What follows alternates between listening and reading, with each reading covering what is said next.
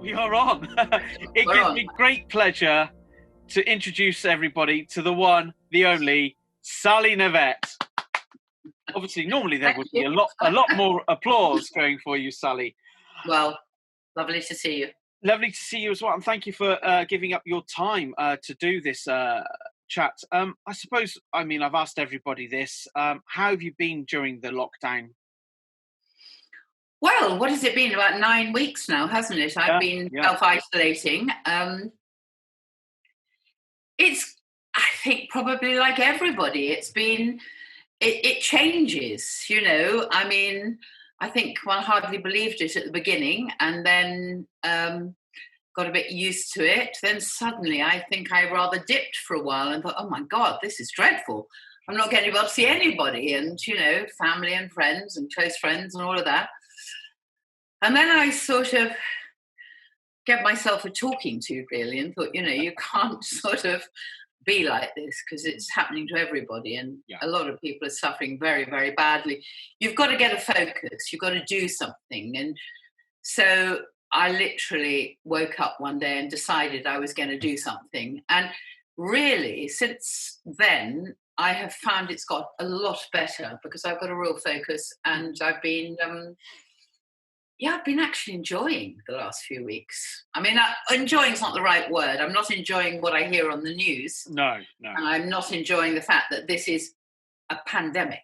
Yeah. And that, you know, appalling numbers are dying in our country. Appalling. Yeah. And I'm angry, actually, about that. But equally, if one has to sort of do the self-protecting, self-isolating, you've got to find a way to deal with it. And I think by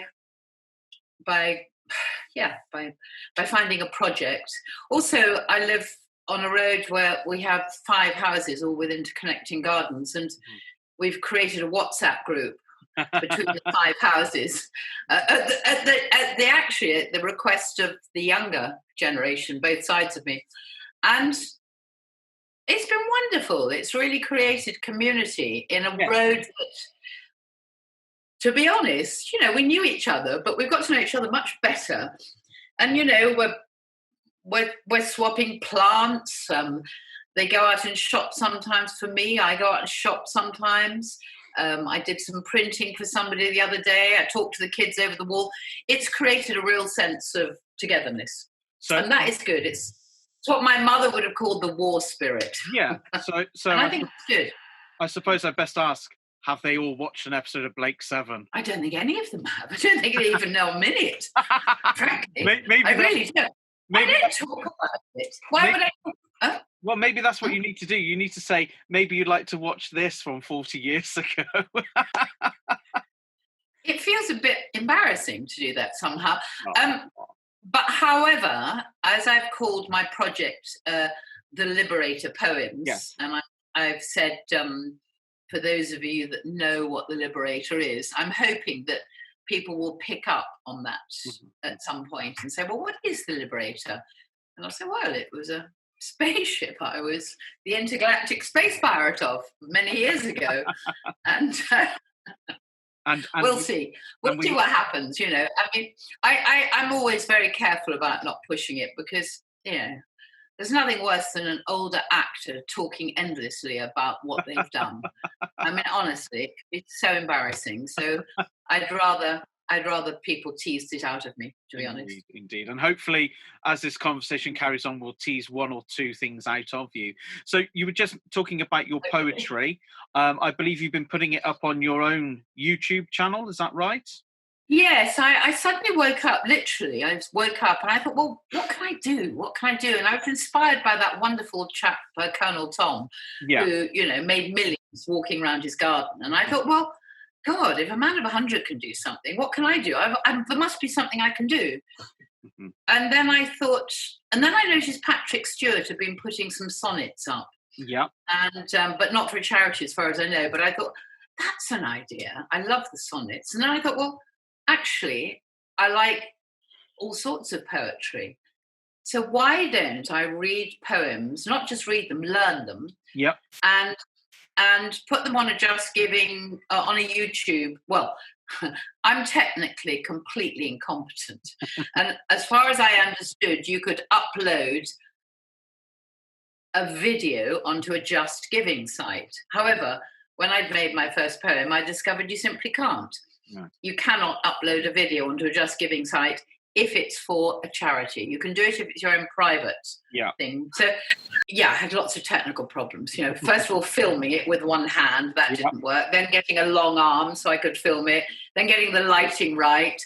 Anyway, I decided I would do this for Age UK because my heartbreak at the moment is looking at what is happening and what has happened since the beginning of this pandemic to the extremely old, the elderly, the demented, the people who have got pre-existing horrible conditions and who are in care homes. And I'm furious, actually. I'm really furious with our government as to how it's been handled. And they said they were going to help the elderly and, just generally look after the elderly. But if I may, can I just read you something, which is from a man called Ambrose Evans Pritchard, who is an international business editor of the Daily Telegraph. And he's written something which I picked up and I looked at it. I won't read the whole thing, but he mentions a COVID cardiologist at a top hospital friendly to Boris has been so incensed by the Daily Chronicle of bogus omniscience that he vented his spleen in an email to me on Sunday night. It is poignant indictment, so I pass it along to everyone in snippets. Basically, every mistake that could have been made was made. He likened the care home policy to the siege of Kaffa in 1346, the grim chapter of the Black Death, when a Mughal army catapulted plague-ridden bodies over the walls. The government said, our policy was to let the virus rip and then cocoon our elderly. He wrote, you don't know whether to laugh or cry, said the doctor. When you contrast that with what we actually did, we discharged known, suspected, and unknown cases into care homes, which were unprepared with no formal warning that the patients were infected, no testing available, no PPE to prevent transmission. We actively seeded this into the very population that were most vulnerable. I mean, it's we let these people die without palliation. The official policy was not to visit care homes, and they didn't, and still don't. So after infecting them with a disease that causes the most unpleasant ending, we denied our elders access to a doctor, denied GP visits, and denied admission to hospital. Simple things like fluids were withheld, effective palliation like syringe drivers withheld. The public has yet to realise that the great quest for ventilators was worse than a red herring. The overuse of ventilators was itself killing people at a terrifying ratio. And behind that lies another institutional failure. When the inquiry comes, it will show that many people died for lack of oxygen supply in the hospitals. And this led to early incubation, writes the doctor. Boris survived because they gave him oxygen. High flow oxygen was not available as a treatment to all these old people. It's pretty shocking, isn't it? I mean, I'm being political here, but it's an emotional issue. And I feel, if that had been my mother who recently died, and I'm glad she died before this happened, or and I'm sure there are many people, somebody donated to my site and said it was for her nana. Mm-hmm. She wanted to give some money to my charity because of her nana dying. Mm-hmm. And there'd be endless people dying with no family, no help. And that is not right. My father, as you know, was in a care home, and he passed away in 2 years ago now. And it sounds really wrong to say this in a way, but I'm glad that he's not here. That's what I'm saying, yeah. I mean, exactly what I'm saying. And I mean, But you and I are the lucky ones. We said goodbye to our Yes. Oh God, yeah. grandparents. But many people out there haven't, and I've heard such heartbreaking stories. And it didn't have to be like this. You know, I've got my surrogate son is in Hong Kong, and they've had hardly any deaths at all. And we've got to realize that this hasn't really gone the way it should have done, and it's heartbreaking. So that is the bottom line why I want to raise money for Age UK. We don't want our old people to disappear without some support anymore, if we can do anything. I think at last they're beginning to kick in, at last. Yeah. But I feel very angry about it. So and I've not being political now.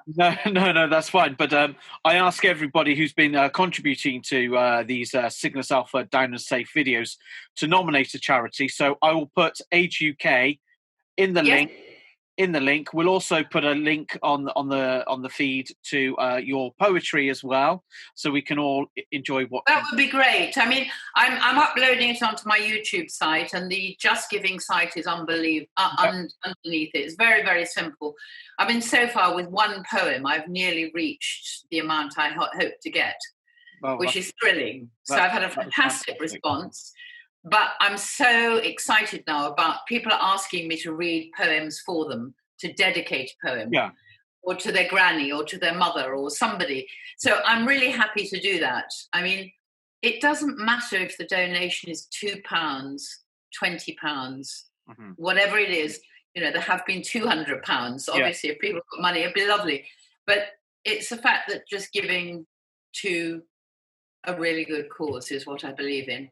And I'm loving the creative process of choosing the right poems and learning a bit of technical savvy, you know, learning how to put something up on YouTube and get the links right. And it's a bit of a learning curve for me at my age. Yeah. So I'm not far off that. At any age, it's a learning curve. It really is. I've been very involved in that. And I've also I picked up a play that I started writing 2 years ago after my mother had suffered for 10 years of Alzheimer's. And it was too close to look at 2 years ago, what I'd written. But I've picked it up again now. And to my delight, it's very funny, as well as being, you know, really on in terms of what the issues are. And so I'm going to try and finish that play now. I've determined to try and finish it. So who knows? It could be a radio play. It could be, if we ever open the theatres again, we might get it on stage. But I'm excited about doing that too. Good. Well, it's glad to hear that you've got a cause and it's something that you're passionate about. And I hope you... Yeah, very much so. Absolutely. And I hope you carry on with your poetry and carry on to make lots of money for the charity. Yeah, I mean, you know, the sky's the limit. I just want to keep on doing it for as long as I can, and then, you know, when it comes to a natural end, it probably will. But I've got the bit between my teeth at the moment. Good. And I'd love to do, you know, special ones for people. So this is a special poem. I'd love you to read it. So that for me, you know, would be it would be a lovely thing to do. Well, to personalise them. Well, I'll tell you what. If there's any Blake 7 fans out there wanting you to do a video, if they email me on our web through my website with requests, we will pass them on to you. And please do. Yeah.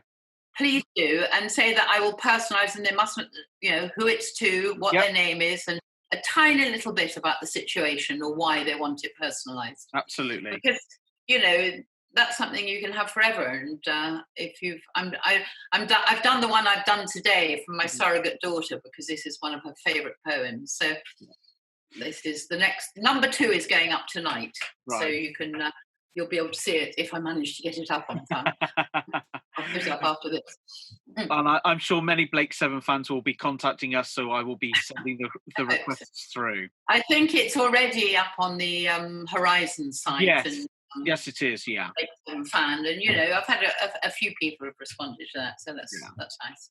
Keep on responding. So I don't know what my eye line is on this Zoom. No, you're fine. You are fine. I feel like I could be looking away from you, but you know, normally one has an eye line, but I'm looking at you. Is that right? If you turn, let's say a little that bit. way. No, the other way. The other way. Yeah, that's. Oh, yeah, that's Little That bit. way. Yeah, there. That's perfect. That's perfect. Yeah, you are straight on. Yes. Okay, so it's the little green light in the middle. Yes. Of the... Yeah. Ah, right. Okay. look at the green lights. There we go. Like having to do an episode of Blake 7 when the other character wasn't there. Yeah. And you'd have some floor manager standing in behind camera, and you'd have to do the whole scene to them when Blake wasn't there or Avon wasn't there, and you just have to do a scene to somebody who just wasn't an actor. It's not the best way of acting, I promise you. Let's take you back over 40 years now to Blake 7. My goodness. Okay. Well, do remember I find it very difficult to remember a lot of stuff. Absolutely. I mean, gosh, I can't even remember last week, Yes, 40 years ago is a big stretch. What I want to ask you, because I've asked some of the other main cast members this question, is that you've gone to many conventions over the years. You've done a couple for me, which I've always been grateful for. But what is it that you get out of conventions?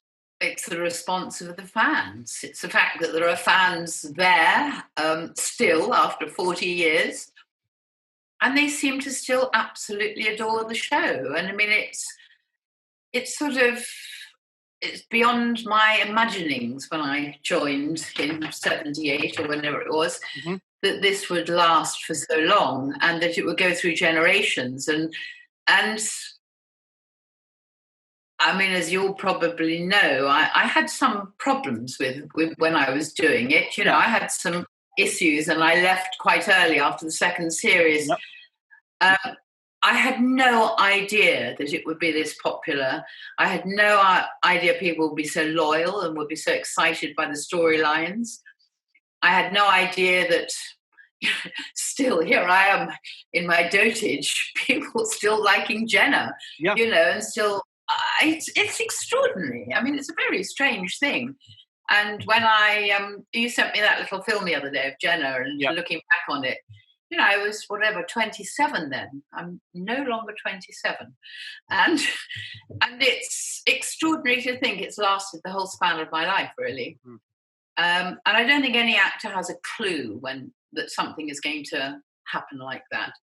And so I feel humbled when I meet the fans and their warmth and their curiosity and their endless interest, and I'm absolutely thrilled. It gives people joy, obviously, and it stimulates them.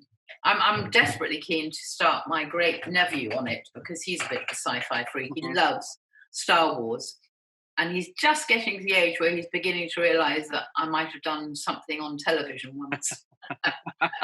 Paddy Waddy, have you been an actor? Are you famous? I said, no. But, he's fascinated. So I would love to show him Blake 7, but I'll wait till he's about 10, I think, to see. I think, would you say 10 is a good age? Yeah, 10, 11, definitely. Because it definitely will stay with you as a very impressionable. Wow, I remember that. So yes, well, he's a very bright young lad and very technical, not unlike me. So, and I think he likes sci-fi generally. And I would love, of course, now to see the rebirth of a new series. But I mean, we've been tempted with that for so many years. It's not happened. I could come back as, Jenna's great granny or something. And or even as Jenna. Well, even as Jenna, why not? I mean, why not? I mean, Jan and I, people are... Well, let's work this out. So, so you've come and you've done quite a bit for Big Finish. Yes, and I hopefully we'll do some more. Hopefully, but we can't talk. We don't know. Okay, we don't know. That's only my hoping. I don't know. Absolutely. Yeah.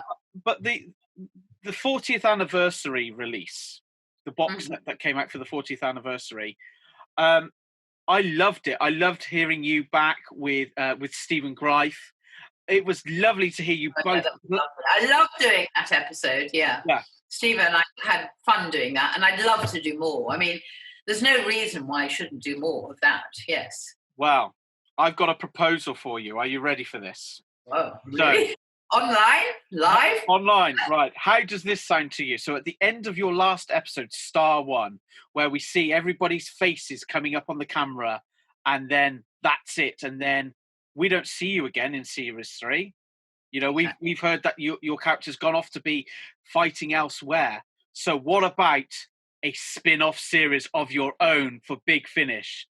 The Jenna Stannis Adventures. Yes, I'd be really up for that. No, I'd adore it. I adore it. I mean, anything that's about empowering women and indeed older women, because we're finally beginning to get a bit more notice. I mean, older women go off the Richter scale at about 50. Well, that's rubbish. I mean, older women have got a lot to offer. And I'm way beyond 50 and quite happy to show that, freedom fighting continues until your dotage. In fact, funnily enough, I was just posting something today on Facebook because it was so delightful. It was a couple at a wedding dancing the rock and roll. I don't know if you've ever seen it. And he was 96 and she was 91. And they were just fabulous. And I thought, yes, that's the positive future. We can all age well. It's about your attitude. It's about what you eat. It's about keeping fit. It's about keeping positive. Mm-hmm. And yeah, I feel great. I mean, I don't feel any older than I did when I was 27. In fact, a bit wiser, hopefully. Indeed.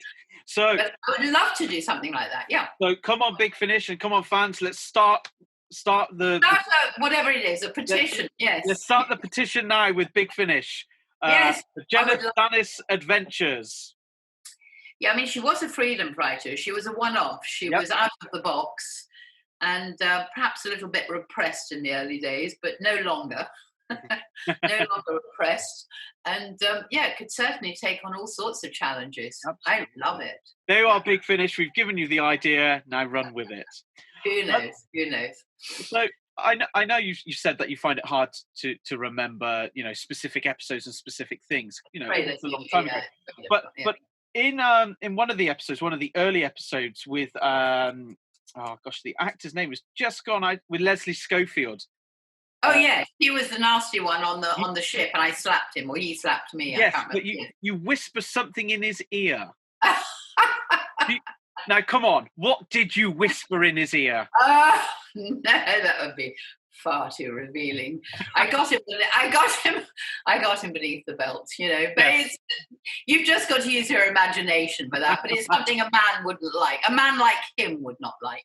So, now you can just think about it, all of you. But no, he was obviously livid and slapped me, and I didn't care. I wanted to wind him up. You did your character was very physical. There was a lot of action and fighting sequences in your time, wasn't there? Did you enjoy doing that? I loved it. I wanted to do more because it was the time when Sigourney Weaver was doing all her own stunts. And some of them I did, but some of them I didn't do. And I wanted to do more, but they wouldn't let us. It was all health and safety, even in those days. And I mean, I think the ones in the little film you showed me, I did all of those. But, I've always been very sporty and quite, physically, whatever the word is, sort of... Physically active. Active and flexible. And I would have loved to have done many more of those things, and still could, I mean, I'm still, wouldn't be quite as good as then, but, no. You watch a 94-year-old and a 96-year-old doing the rock and roll and literally flooring it. Yeah. Why should I do, I could still do that, a lot of those things. I mean, you said to me earlier that you were playing tennis today, in fact. I've just played 4 sets of tennis, yes, and I walk 4 miles a day in Richmond Park every day. So I do a morning walk, which is, I will be putting photos of, on my Just Giving site, I will be updating with every poem pictures from my self-isolating walks. And if there's anything I have discovered over these 9 weeks that's been wonderful, is reconnecting with nature. It's been absolutely superb. I mean, I started when, spring had hardly happened and all the trees were, rather grey and horrible. And now the beauty and the detail and, because I'm going every day, I'm seeing everything emerge. And it's been it's been thrilling, you know. And one day I see deer, the next day I see rabbits, the next day I see green parrots, and it's completely extraordinary. Here I am in the middle of London seeing all this wonderful nature. Yeah. Anyone who knows about Richmond Park, just go there. It's fabulous, and you can self-isolate easily. What was the question? No, I was off on one there. Oh, it's exercise. Exercise has been the absolute key to keeping me positive. Yeah. And anyone who hates exercise, you know, no, do you? But no, well, you know, just try it a little bit. Because the more you don't do it, the more difficult it becomes. But you can just literally just build up. And we've all got this time at the moment. Yeah. We've got time. And if you sit in front of a screen day in and day out, you've had it. Yeah. Actually. Oh, I know that feeling all too well. Yeah. You get backache, neck ache, you feel ill, you feel tired, you feel drained. Yep. And, you know, you have to get out. It's great out there. We've got summer, and this week's going to be wonderful. Definitely. So, yes, so that is the secret to being positive, getting out in nature. And I'm not the only one saying that. No. There's a lot of people saying it. Good for the mental health. Anyone feeling really depressed, anybody feeling hopeless, just go for a walk and look and see. The very first poem I do is a poem called Hokusai Says. And really look at that poem, because it'll help. It's all about what we forget to see because we're always in a rush or thinking about something else. Absolutely. You know, we all live busy lives, especially in London. I mean, gosh. Crazy. And nowadays We've slowed down. And actually this is the upside of the pandemic. I mean, there's a lot of downsides, but the upside is we've slowed down. There's less pollution. The skies are clearer. We can see a lot more. We don't have to rush anywhere. We can just do nothing and contemplate, meditate. So I sit on a log. I do my walk, and then I stop after about 2 miles and just sit on a log and see what's happening. And it's amazing out there. Nature has got no idea about the pandemic. No. So it's just carrying on in all its beauty, and that's what's refreshing. There's no depression in nature. No, that's true. Yeah. You know, so we can take a tip from that, I think. Sorry, I'm getting a bit. No. But it's what I feel. You know, I'm just saying what I feel, really. Absolutely. So there you go. So on the subject of feelings, then. Yeah. Do you ever feel in your time on Blake 7 that do you ever feel that you were underused? Because obviously there was every now and again there'd be a story where you'd just be left on the Liberator operating the teleport control, press the button, blah, blah, blah, blah, and that's it. Was that disappointing for you as an actress? Yeah. Oh yeah. Well, I mean, I've said this at many conventions, and I don't think it's news to many people. But firstly, it was more or less, apart from one other thing, my first television. So I wasn't very technically aware of how you work in a 5-camera studio, or indeed on location. So I was running by the seat of my pants a lot of the time, and I wasn't very experienced as an actress. And I think had I known what I know now, they would have written for me much better. As it was, I became what's essentially the dolly bird, you know, the clothes hanger. They put lovely clothes on me, which were lovely. And, I could run around with a gun and say, watch out, Blake. But I got incredibly annoyed that the men always took over at the point where I felt I could do more.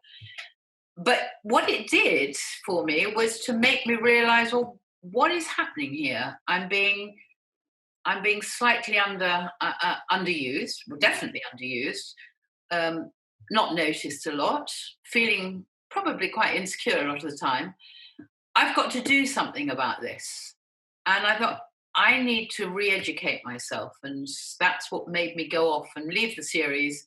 And first of all, I went to university and really started thinking about techniques of acting and aligning with my university degree. And it helped me no end. It gave me an enormous amount of confidence. And had I gone back to do Blake 7 maybe 10 years later, I would have been a very different sort of actress. And they would have written for me then.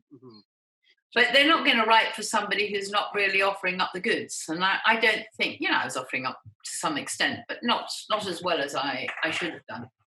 But that's a learning curve. And when you don't succeed brilliantly at the beginning, you've got to work out why not. Why did I not succeed brilliantly? I mean, people still love it, but I know that I could do a lot better now, for instance. And I suppose, most actors are their own worst sort of self-critic, aren't they? Yes, and particularly I was 2 or 3 years younger than most of them, and they were very experienced. And in those days, there wasn't. Well, one thing I've made a point of as I've got older is if I see a younger actor, obviously having a bit of an anxiety attack or difficult time, I try and help them. But in those days, it was each for his own, and so you sort of oh God, help, and you were. There was the inner negative tape going on, which wasn't helping. So that was fundamentally why I left. And it was the best thing I did because it meant I had to then go back to basics and, work out what I hadn't achieved and how I could achieve it in the future and really put some graft in, which is what I did. But I will never regret doing it. I mean, it's extraordinary to me that here I am, still talking about it. Yeah. So there you are. Anyway.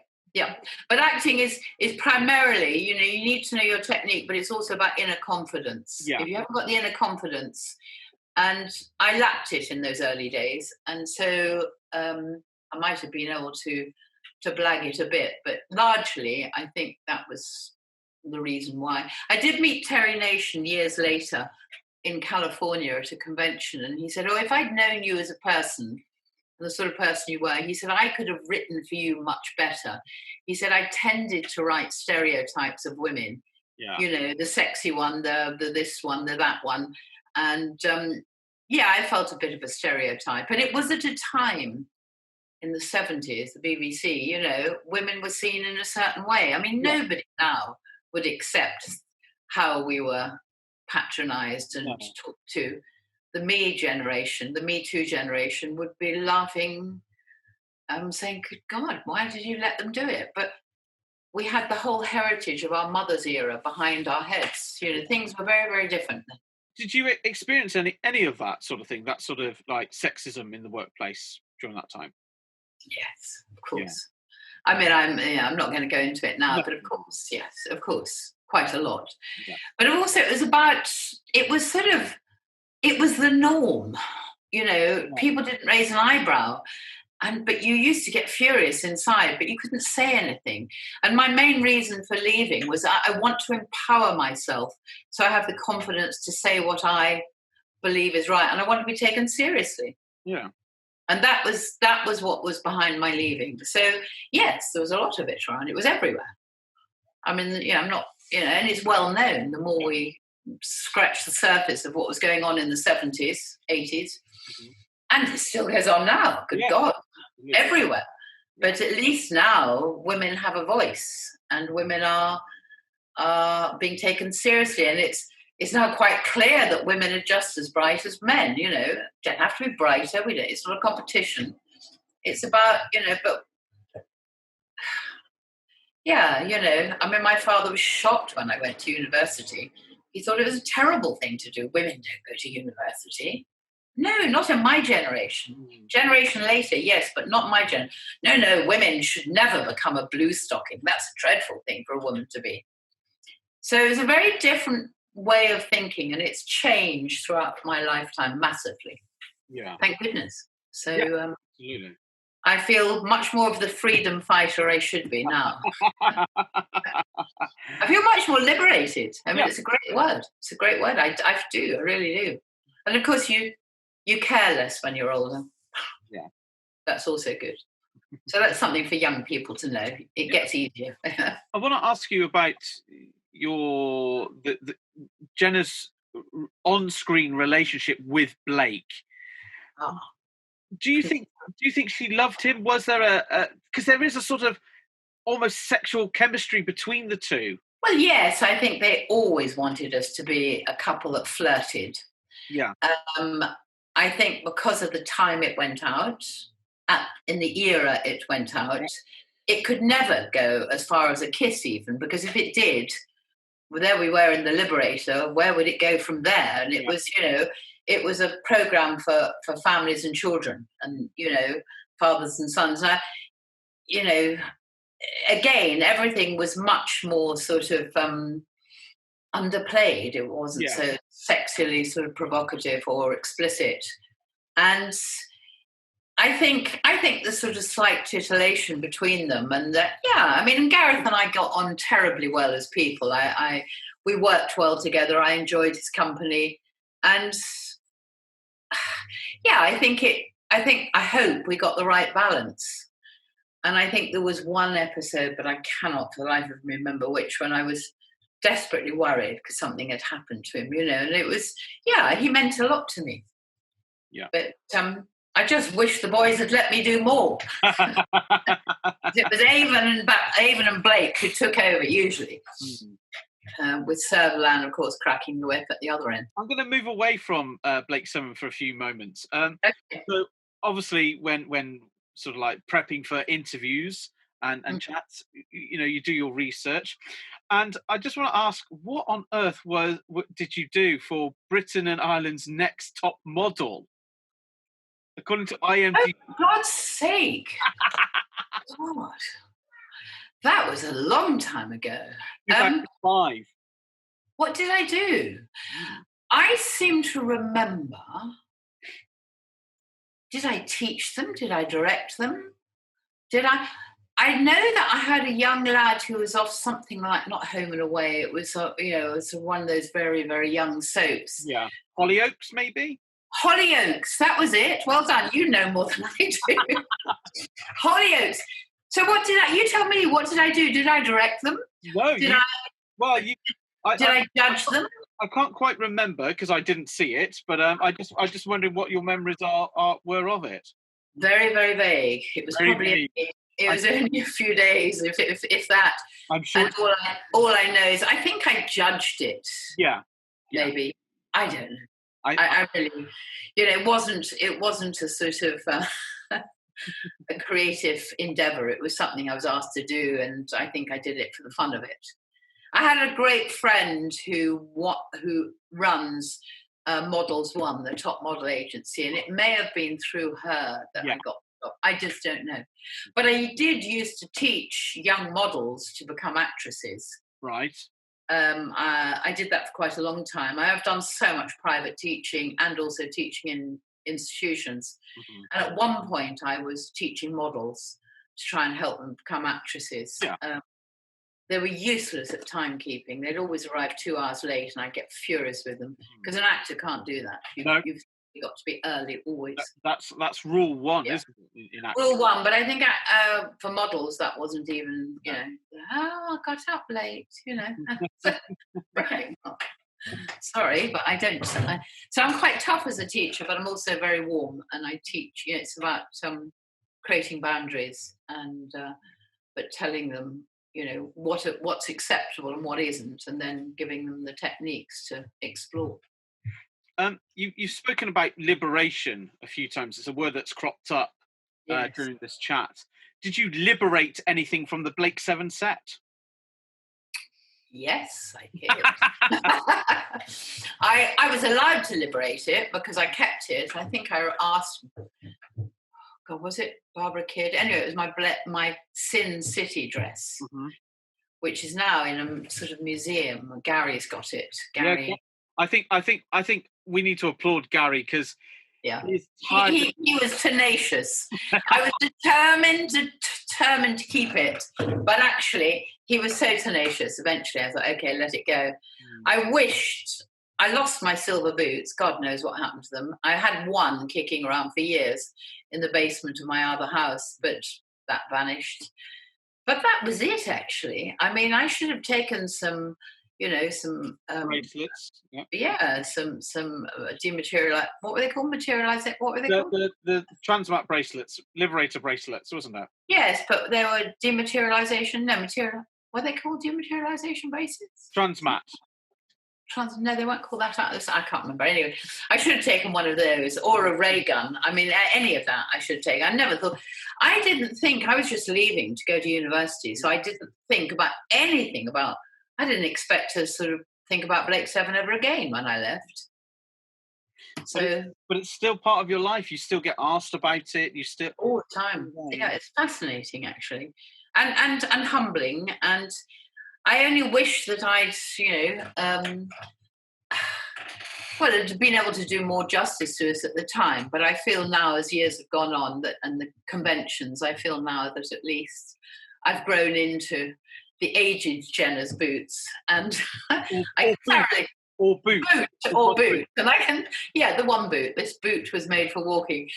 So yes, I'm enjoying the fact now that it was such a big part of my life. Yeah. But I'm also glad that I went away from it at the right time, because it helped me as an individual and as an actor and a teacher and a director. All those things that have become part of my life. It was the formation, really, of your career, wasn't it? Absolutely. I mean, I'd done very little. I'd literally done something called Who Pays the Ferryman before that. It's the only telly, and that's where David Maloney watched me, unbeknownst to me, and decided to bring me in for an audition to cast me.